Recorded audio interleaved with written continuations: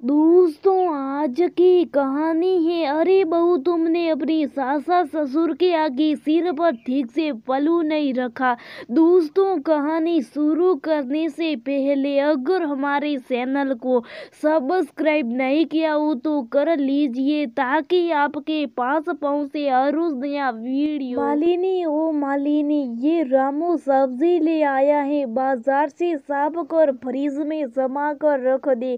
सासू माँ की आवाज सुना भी ही कमरे में जाकर बैठी मालिनी तुरंत कमरे से बाहर आई। जी माँ जी, सब्जी साफ करती मालिनी के चेहरे से थकान झलक रही थी। सुबह से काम करती वह बहुत थक गई थी, पर यदि आवाज सुन तुरंत कमरे से बाहर नहीं आती तो माँ जी का लंबा चौड़ा लेक्चर शुरू हो जाता। हमारे समय में तो फलाना फलाना, पर वह अभी कुछ सुनने के मूड में नहीं थी।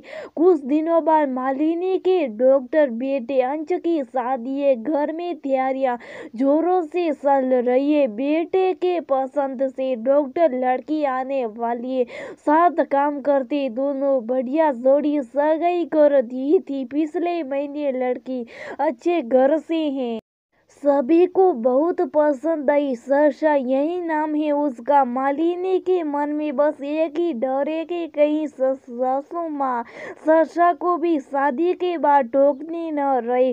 किन्हीं भी बातों के लिए उसने अपनी शंका पति से भी जाहिर की, पर पति आशीष ने ये कहकर बात को टाल दिया कि माँ ऐसा कुछ नहीं करेगी, तुम नाहक परेशान हो रही हो। परेशान क्यों ना हो, वह उसे तो मर्जी कभी भी किसी के सामने कुछ भी कह देती हैं।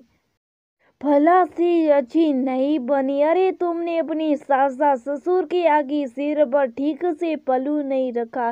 तुम्हारी माँ ने कुछ सिखाया नहीं बहू, सब मुझे सिखाना पड़ रहा है। और भी ऐसी बहुत सी बातें जिसे सुनते सुनते उसकी जिंदगी निकल गई। अब डरे बहू के आगे मुझे भी कुछ ना गए। इसी कश्मकश में शादी वाला दिन आया। बड़ी धूमधाम से बेटे की शादी हुई। बहू सरसा ने घर में प्रवेश किया। सामने दादी सास बैठी थी। सरसा को उसकी नानू ने इशारा किया। सरसा थोड़ा मुस्कुराई और दादी सास के सामने झुककर खूब दबा दबा का उनका चरणों का स्पर्श किया। दादी माँ मालिनी की सास तो एकदम प्रसन्न सभी रिश्तेदारों को कहने लगी, देखो सब जने, ये तो होती संस्कार, किसी ने बताया भी नहीं। और ये झूठ की बहू हमारी जान गई कि हम ही इसकी दादी सासे कैसे तुरंत आकर हमारे पैर पड़ी। इसने कितनी प्यारी, ये बिल्कुल मेरी मालिनी की तरह। मालिनी हतप्रभ वो तो सोच कर बैठी थी कि अब तो माँ जी उसको कुछ जरूर सुनाएगी, पर यहाँ तो उलट ही हो गया। मालिनी ने एक बार सरसा को देखा और एक बार अनु को। ननद भाभी दोनों की आंखों में शरारत थी और होठों पर दबी मुस्कुराहट। सारे नेकजार हो गए। बेटा बहू को आराम करने भेज दिया गया। अगली सुबह मालिनी जल्दी उठी, सब मेहमानों के लिए चाय बनाई। तभी सरसा भी उठ कर आई।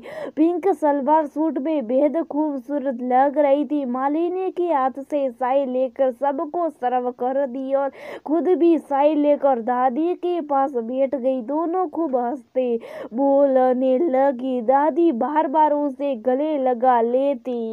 मालिनी सब देख हैरान हुई जा रही थी। तभी अनु आई। मालिनी ने अनु से पूछा, ये सेंस कैसे माँ जी में? अनु मुस्कुराई और चाय पीने लगी, कुछ बता ही नहीं रही ये लड़की भी। तभी सासू माँ ने मालिनी को बुलाया अपने पास और सरसा से कहा, छोटी बहू, ये मालिनी तेरी सास बहुत अच्छी है, कभी इसने कुछ कहा नहीं मुझे, हमेशा मेरी बात मानी। मैंने जो जैसे सिखाया सब सीखा।